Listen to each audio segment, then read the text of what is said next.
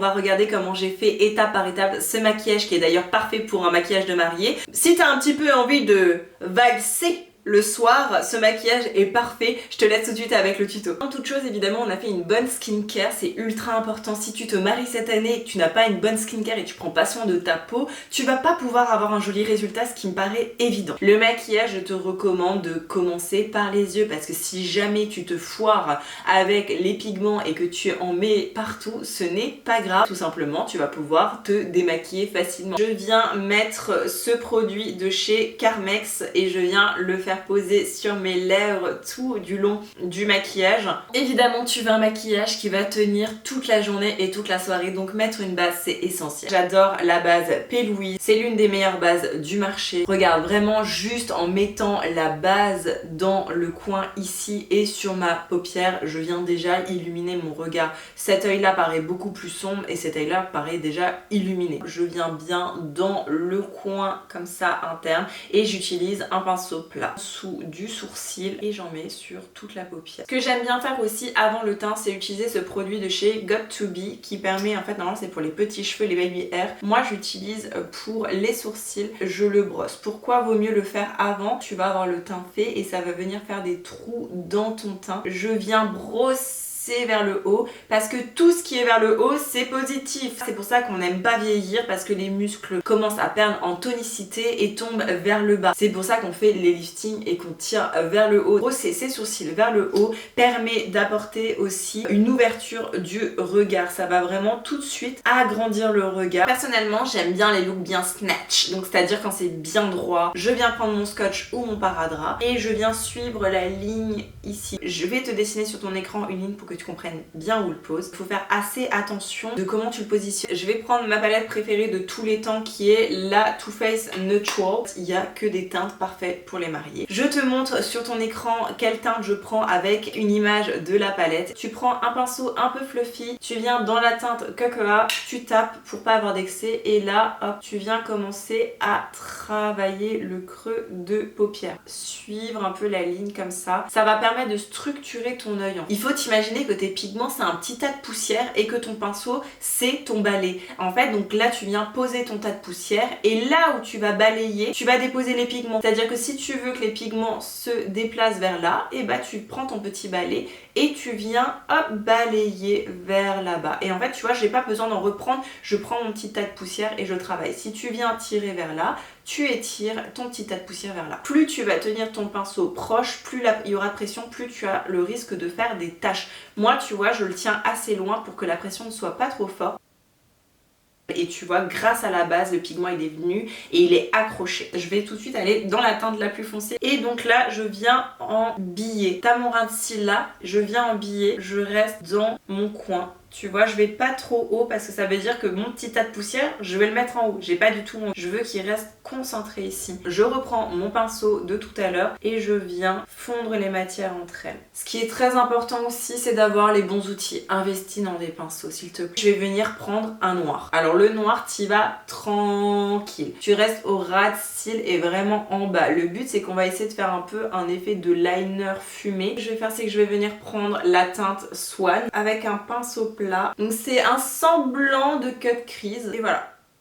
Simple et efficace. C'est une palette avec plein de fards pailletés que j'ai fait avec la marque Mika Beauty Beauté. Regarde sur mes doigts, c'est incroyable. Tapoter, vraiment tu vois, on veut en mettre un peu partout. Regarde-moi ça. Ces paillettes sont dingues. Je vais prendre le produit dont je te parlais qui est le Fenty Bomb. Donc celui-ci c'est How Many Carats. Je l'adore. En fait ça donne un effet un peu mouillé. Voilà, j'utilise mes doigts. Pourquoi j'utilise mes doigts? Parce que mes doigts ont une chaleur naturelle, ce qui permet de bien agripper la paillette et la pression entre mon doigt et ma paupière est parfaite parce qu'en fait c'est la même température et ça permet que je n'ai pas partout des paillettes. Si tu utilisais un pinceau, tu aurais sûrement des paillettes partout. Et je viens mettre en coin interne, bam, un petit peu de lumière. J'aime bien prendre le liner, le Epic Ink Liner de chez NYX. Franchement ça fait partie des meilleurs liners que j'ai. Tu vois, simple et efficace et c'était franchement hyper facile. Je vais venir mettre ces faux cils, ce sont des demi-faux cils, pareil je te mets les liens Amazon dans la légende. Je prends un recourbe-cils. Évidemment tu vas passer ta journée à pleurer, donc le mascara, on prend un mascara waterproof. Celui-ci c'est celui de chez Maybelline, le Cils Sensational. tac tac tac tac tac. Tu peux aussi déjà enlever ton petit scotch, hop là, et regarde, c'est tout beau, tout propre, bien droit. Donc là tu laisses bien sécher la colle et après on va venir remettre le mascara bien appuyé pour bien sceller les cils et les faux cils ensemble. Je sais que le jour d'un mariage on est ultra stressé, on se dit mon dieu je saurais pas faire ça. Tu t'entraînes avant et maintenant on va attaquer le teint. La base que j'adore c'est la base de chez Milk, Hydro Grip. J'en mets un peu partout, sachant que tu as besoin d'une meilleure tenue sur le centre du visage. J'aime bien la travailler avec les doigts et je trouve qu'en termes d'application vraiment c'est ce que je préfère. Elle a Grip, c'est bien de faire de la colorimétrie. C'est grâce au cercle chromatique qu'on sait quelle couleur vient annulé quelle couleur. Si je viens mettre un anti-cerne ou sans corriger la couleur, ça va faire gris. Un correcteur un peu pêche et donc ça vient tout de suite neutraliser. Ça me dérange pas que mon dessous des yeux soit un petit peu plus clair, j'aime bien ça. Et comme on va venir mettre le fond de teint de façon par-dessus, tu vas voir ça va en fait tout équilibrer. Les teints de mariée généralement on aime bien quand c'est lumineux, on aime bien avoir une peau de pêche. Je prends un highlighter liquide dans les zones stratégiques et franchement l'un des meilleurs pour moi ça reste le Double Wear. J'aime bien mettre sur ma main et venir travailler la matière. Je pars du centre de mon visage et je viens étirer la matière. Comme je t'ai dit on a souvent besoin de moins de couvrance vers l'extérieur du visage. Ce fond de teint est incroyable parce qu'il est modulable et je peux te dire qu'il tient. Jusqu'au brunch le lendemain matin tu seras maquillée. Faut savoir que ce fond de teint aussi s'oxyde un petit peu, c'est pour ça que là je peux paraître un petit peu plus clair. Il va quand même s'oxyder. Prendre mon anti-cerne et je vais juste mettre deux petits points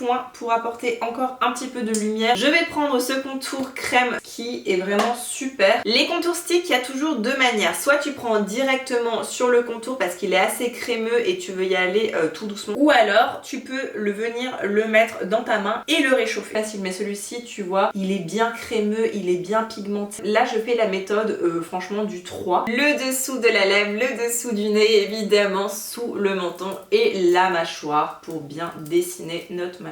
Je commence toujours le travail avec un blush crème. Celui-ci il vient de chez Giorgio Armani, très bon produit, ils font des choses incroyables aussi pour les yeux. Penche-toi vers cette marque si jamais tu cherches des bons produits. On va venir tout réintensifier avec de la matière poudre. Mais la poudre j'utilise une de chez Huda. Tu peux prendre une houppette, ça marche très bien. Moi mes houpettes elles sont toutes au lavage. Je vais pas en mettre sur tout le visage, je vais vraiment en mettre là, flouter les pores et aussi d'avoir une meilleure tenue. Donc maintenant je vais prendre cette palette qui est une de chez Urban Decay. C'est des blush highlighters que j'aime beaucoup. Je viens mélanger ces deux là avec un gros pinceau. Je viens réintensifier. Tu prends ton bronzer et avec un pinceau assez fluffy, tu vas venir réchauffer le teint. Donc le travail qu'on a fait avec la crème, on vient refaire la même chose avec la poudre. Je reprends mon fard brun et un pinceau assez précis et je vais venir faire le ras de cils. Ça permet de créer la jonction entre le bas et le haut. Et maintenant je vais revenir mettre du mascara en bas. J'aime bien parce que ça ouvre le regard et je remets également en haut.